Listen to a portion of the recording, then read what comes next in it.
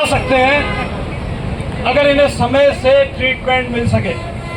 तो संजीवनी हॉस्पिटल के एमडी श्री मुकेश चावला जी के साथ मेरी बात हुई और मैंने तय किया कि इस संबंध पर हम जरूर चर्चा करेंगे कि कैसे दुर्घटना पीड़ित की मदद की जाए। आदरणीय सम्मानित मंच को मैं प्रणाम और नमस्कार करता हूं और अभी बात को आगे बढ़ाता हूं बिना किसी को बोल। सबसे पहले मैं आपको एक गुड समैरिटन एक्ट के बारे में बताना चाहूंगा और उसकी कहानी बताना चाहूंगा कि वो कैसे वो एक्ट आया। सन 2013 में जयपुर के हाईवे में एक दुर्घटना हुई। एक मोटरसाइकिल चालक अपनी पत्नी और अपने बच्चे के साथ जयपुर के हाईवे में चल रहा था और गाड़ी ने उसको हिट किया। उस एक्सीडेंट में उसकी पत्नी और बच्चा बुरी तरीके से घायल हो गए। वो खुद भी घायल हो गया। वो हेल्प के लिए चिल्लाता रहा, हेल्प हेल्प हेल्प करके लोग गुजरते रहे, लेकिन उसकी किसी ने मदद नहीं की। कुछ सीसीटीवी कैमरा में जब वो रिकॉर्ड हुआ तो बहुत सारे टीवी चैनल से उसे चलाया।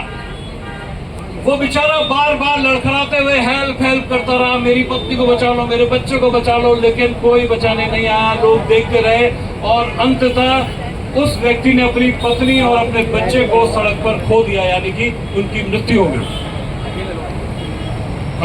इसका संज्ञान लिया और एक डायरेक्शन जारी कर दिए कि आखिर ऐसा क्यों होता है, भारत सरकार इस पर शोध करे। तो जब शोध किया गया तो ये पता लगा कि लोग डरते हैं, पुलिस कानून कचहरी के चक्कर में नहीं पड़ना चाहते, इससे दुर्घटना पीड़ित की मदद के लिए नहीं आना चाहते। सुप्रीम कोर्ट ने निर्देशित किया कि भारत सरकार इस संबंध में आदेश जारी करे और 2015 में भारत सरकार ने एक शासनादेश जारी कर दिया, जिसके बाद वर्ष 2019 में जो मोटर व्हीकल एक्ट है उसमें भी संशोधन कर दिया गया और वो संशोधन जो किया गया वो कहलाता है गुड समैरिटन एक्ट। यानी कि वो एक व्यक्ति जो किसी सड़क दुर्घटना पीड़ित की मदद करता है, उसको कोई पुलिस प्रशासन, हॉस्पिटल या कोई भी एडमिनिस्ट्रेशन उसका नाम पता पूछने के लिए उसे बाध्य नहीं कर सकती। वो अगर बयान भी अपना देना चाहेगा तो अपनी मर्जी से देगा।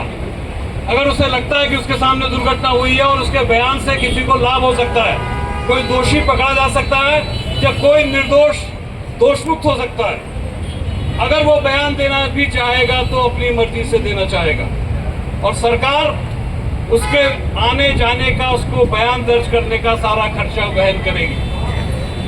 राज्य सरकार ऐसे गुड समैरिटन को, यानी कि जो सड़क दुर्घटना पीड़ित की मदद करता है, उसको सम्मानित करेगी, उसको पुरस्कार देगी और उत्तराखंड सरकार ने 5,000 रुपया ऐसा पुरस्कार तय किया है, जिसे अब 25,000 रुपया में बढ़ाने का शासनादेश जारी हो चुका है।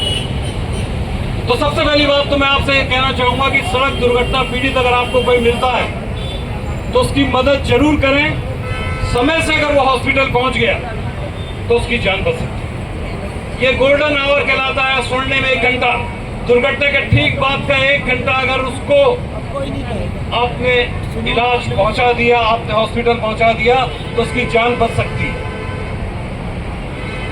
मेरे साथ डॉक्टर आलम है, फिजिशियन है और आज हम आपको बताएंगे कि एक एक्सीडेंट विक्टिम की कैसे मदद की जानी चाहिए। एक और वॉलंटियर हमारे साथ है। तो किस तरीके से आप सड़क दुर्घटना पीड़ित की मदद कर सकते हैं। सपोज करिए ये हैं एक्सीडेंट विक्टिम, अब हम इनको माने कार में या मोटरसाइकिल में। जब भी एक्सीडेंट होता है कार या मोटरसाइकिल से, तो आप मानिए कि सपोज करिए मेरी बाइक है, मैं 70 किलोमीटर पर घंटा की स्पीड से उसे दौड़ा रहा हूँ और सामने से एक ट्रक आ रहा है 40 किलोमीटर पर घंटा की स्पीड से, उससे मेरी गाड़ी टकरा गई, यही एक्सीडेंट है। तो यहाँ पर लॉ ऑफ इनर्शिया काम करता है, जड़त्व का नियम। जैसे ही मेरी गाड़ी 70 किलोमीटर पर घंटा की स्पीड से ट्रक से टकराई तो गाड़ी की स्पीड तो 0 हो गई, लेकिन मेरा शरीर उसी स्पीड से आगे को जाता है 70 किलोमीटर पर घंटा की स्पीड से और टकराता है। तो आमतौर पर ऐसे जो एक्सीडेंट होते हैं उसमें गर्दन में चोट होती है। तो पहली बात, एक्सीडेंट विक्टिम को अगर सपोज करिए ये यहाँ पे ऐसे पड़े हुए हैं, तो सपोज करिए अब आपको दिख रहा होगा, अगर ये ऐसे पड़े हुए हैं तो इनको उठाते वक्त इनके गर्दन पे जरूर हाथ रखना है।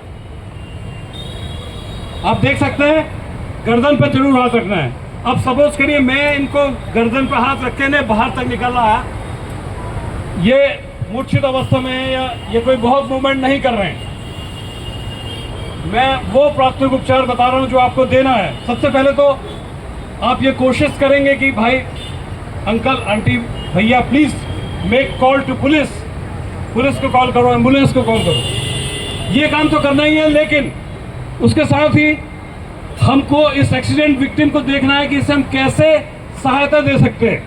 आज उसी के बारे में मैं और डॉक्टर साहब आपको डेमोन्स्ट्रेट करके बताएंगे। आप माइक पकड़ेंगे प्लीज। तो मुझे क्या करना है, मेरे पास आइए भाई। मैं इस विक्टिम के पास जाऊंगा, ये अगर ऐसे पड़ा मैं इसको पहले ऐसा हाथ लाऊंगा, सर हेलो हेलो, तो हो सकता है थोड़ा सा मूवमेंट करें तो मुझे पता लग जाएगा कि ये होश में हैं, जीवित हैं, या इनकी क्या पोजीशन है। तो मुझे इस तरीके से इनके हाथ लगाना है।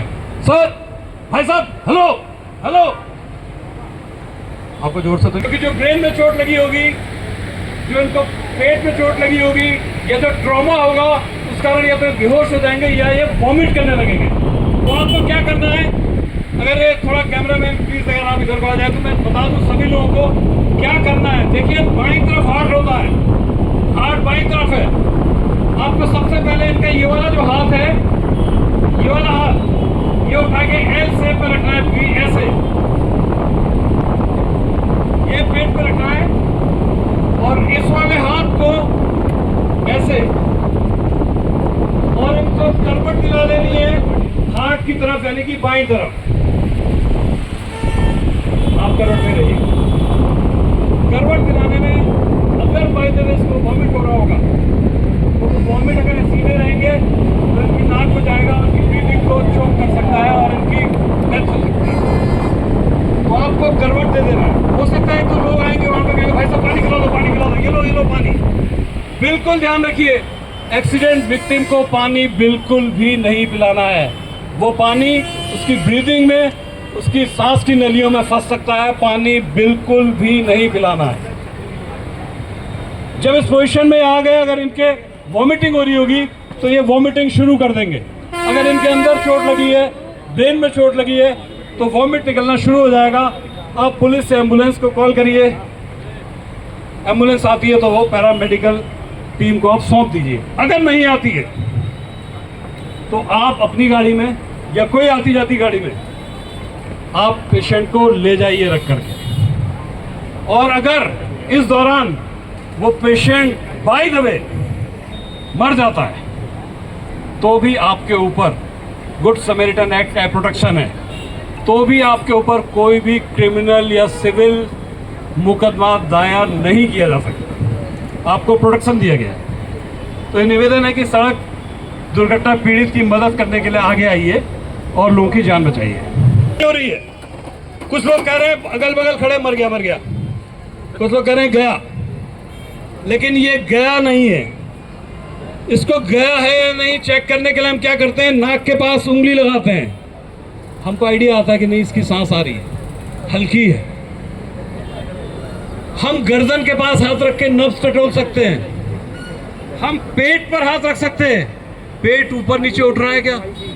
नहीं, ये जीवित है, ये जीवित है, लेकिन इसके हार्ट ने काम करना बंद कर दिया है। तो हम इसे देंगे CPR, कार्डियोपल्मोनरी रेसिसिटेशन, और इसके बारे में डॉक्टर साहब बताएंगे कि CPR कैसे देना है। और आज का एक वीडियो मैं आपको बताऊं, लुधियाना का है। एक नर्स बाजार में घूम रही थी, आप में से कई लोगों ने देख लिया होगा, वीडियो अभी तक वायरल हो चुका है। एक नर्स लुधियाना में बाजार में अपने बच्चे को आइसक्रीम खिलाने गई थी। एक व्यक्ति ऐसी ही दुर्घटना में घायल हो गया। लोग उसे मृत समझ रहे थे, लेकिन वो लगातार उसे CPR देती रही, लगातार CPR देती रही। ओके, तो फटाफट हम CPR वाला दिखा देते हैं। आप प्लीज इधर आ जाइए। CPR वैसे इसके ऊपर नहीं दिया जाता, CPR फर्स्ट में ही दिया जाता है। यहीं पे देंगे CPR।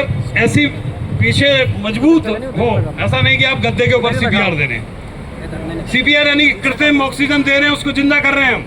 जो लग रहा है कि मर गया है, अगर हमने उसको ये CPR दे दिया, और मैं आपको बताऊं घर में कई बार हार्ट अटैक के पेशेंट हो जाते हैं, जमीन में गिर जाते हैं, अगर हम उन्हें भी CPR दे दें, CPR देना अगर हम सीख जाए तो हम बहुत सारे लोगों की जिंदगी बचा सकते हैं। डॉक्टर साहब प्लीज आगे शुरू करिए।